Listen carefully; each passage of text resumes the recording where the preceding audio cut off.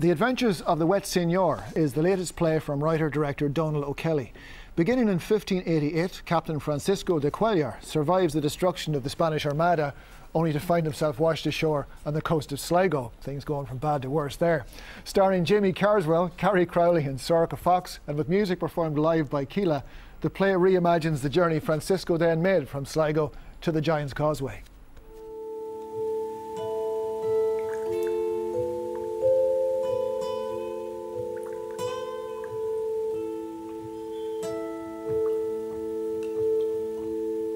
Is mihid the rooney thaina has points.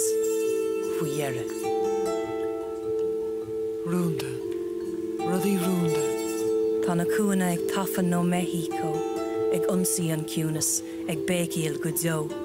Tá mé gadval kjontach locht, den trokrarm soldado bocht.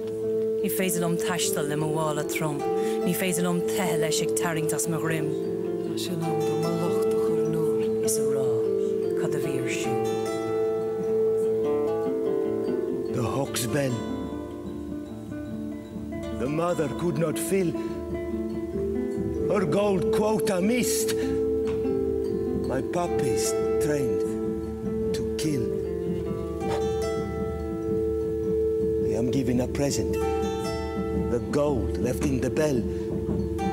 I have it smelted and cast. A medallion from hell. Restore the Mexico ore. Fuller and ore. Blood on the gold. Blood on the gold. Blood on the gold. Blood on the gold. Blood on the gold. Blood on the gold. Blood on the gold. Blood on the gold. Luciento!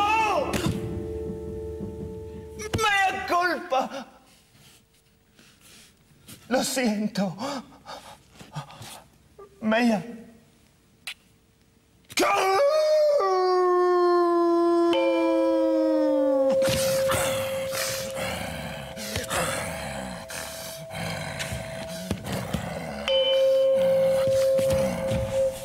That Sligo thing came out all wrong. I don't know what came over me. That's okay, I forgive you, being a Sligo person myself. I don't know what came over me, Joe. The Wet Senor, how did it go for you? Well, O'Kelly is a consummate storyteller for the start. I mean, anybody who's seen Catalpa, his story about the ship that sailed down to rescue the Fenians from Van Diemen's Land, and the Cambria, another seafaring story. This one is again going back to his seems to be his favourite theme of seafarers. De Cuellar sets out with the Armada. There's only 3 people, by the way, in this production. 4, actually. I forgot about Dee Armstrong, who's from Keela, and she does some of the movement and the dance. But they populate the stage with hundreds of characters, from the Spanish Armada all the way down to where he's washed up on Streegis shore and he's captured and brought to the O'Rourke's castle. It's a play. It's what they've described as music theatre. And it reminded me of what 784 used to do, called Cayley plays.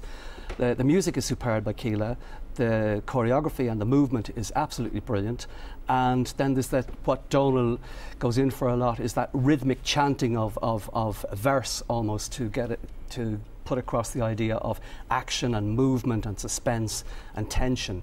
And I just thought that was fantastic. But there are a couple of really wonderful, surreal moments in it. For example, the sinking of the ship, where Dee Armstrong comes out, and there's a ship, a model of a ship in gauze or muslin, and she dances, and the music in the background, you can actually see the ship going down in a vortex of waves. And that's echoed or re-echoed in the second act by where Carrie Crowley, Sorcha Fox and Donal are standing up, defending Ne Passerand, they're defending O'Rourke's castle out in a lake.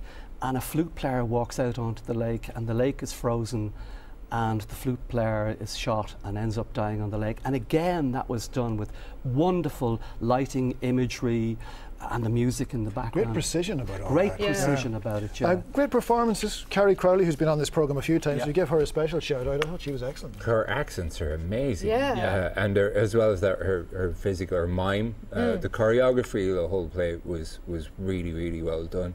The staging, I love the use of the back projection. It wasn't too over the top. The music blends in with it beautifully. The acting, the choreography, the music, the staging, the lighting, everything is beautiful. Apart from, I think the script needed to be workshopped and gone over and refined and workshopped and gone over. I thought it worked really well, and I'm often quite sceptical, or nervous is probably the better word of any production that sort of combines music and dance and you know, any straight performance, because if it's done badly it's just excruciating, and I thought it worked incredibly well here. It was it felt, the whole mingling of the different sort of types of performance seemed to work really well together, and everybody, like you said, gave very physical performances that were quite in keeping with kind of boisterous nature. And actually, I know what you mean about it being sort of one thing after another. It's episodic. It's like a picaresque. Yeah, but that's what exactly. Yeah, no, that's. I mean, it was sort of in keeping with that picaresque tone. So I could see it, but actually, I just thought it's in the spirit of the picaresque novel or the picaresque story. So I still thought it worked, and I actually thought some of the use of the surtitles and the projections, you know, they were allowed them to make very specific. It was very imaginative use of the technology. It made there was a great bit where they're muttering in Spanish in a sort of rhubarb, you know, stage noises thing, and on the surtitles just say "many adventures, very dangerous" as they're moving around. So they could sort of be playful with those things as well as, you know, very highly dramatic.